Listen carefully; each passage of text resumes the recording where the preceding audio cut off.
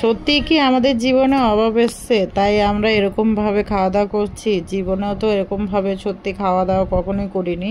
মানে মাছ ছাড়া ভাত খেতাম না, তো আজকে মাছ ছাড়া ভাত খেতে হচ্ছে। আলুর ঝোল কোনো রকম, মাছের একটু হালকা ঝোল দিয়ে ভাত খেতে হচ্ছে। তো দেখো এই মাছগুলো, কই মাছগুলো ধরে নিয়ে এসেছিল শ্বশুর মশাই পুকুর থেকে, আর এই যে আলুগুলো হচ্ছে কুড়ানো। আজকে আমাদের এরকম পরিস্থিতি হলো যে সব জায়গায় কুড়িয়ে কাচিয়ে খেতে হচ্ছে। এই মাছগুলো হচ্ছে একটা পুকুর থেকে ধরে নিয়ে এসেছিল শ্বশুরমশাই। কি আর করা যাবে, গরিব মানুষ, ইনকাম নেই, ফেসবুকের ইনকাম তো প্রায় বন্ধ হয়ে গেছে, অল্প আর্নিং দিচ্ছে, তা দিয়ে কি আর আমাদের চলে?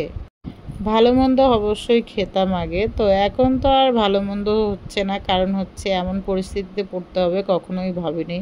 আগে তো অনেক মাছ দিয়ে ভাত খেতাম, যে কারণ হচ্ছে ভালো মাছটা দেখলেই কিনে নিতাম, টাকা ছিল। তো এখন তো টাকা নেই, আমাদের অভাবের সংসার, অভাব চলে এসছে।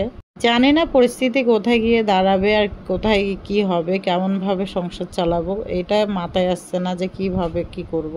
তোমরাই বলে দাও বন্ধুরা, কি করে কি করব, কারণ হচ্ছে এতটাই কষ্ট হচ্ছে। এই যে ছোট আলুগুলো আমাদের সিদ্ধ করে রান্না করে খেতে হবে, এখন এমন পরিস্থিতিতে এসেছি।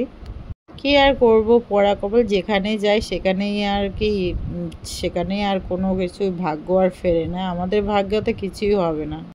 আমার ভিডিও ছেড়ে অন্য কেউ ইনকাম করছে, অথচ আমার ভিডিওতে আমি ইনকাম করতে পারছি না। ফেক আইডি খুলে আমার, তোমরা তো জানোই, তোমাদের কাছে শেয়ার করেছি, ফেক আইডি খুলেছে আমার নামে, রিয়া দাস। অবশ্যই আমার ফেস দিয়ে এবং ফেসবুক আমার নামে আইডি খুলে ফেক আইডি, সেখানে ইনকাম করছে, অথচ আমি ইনকাম করতে পারছি না। আমি আজকে এরকম ভাবে পরিস্থিতিতে এসেছি কারণ আমাকে এখন কোনো রকম খেতে হচ্ছে।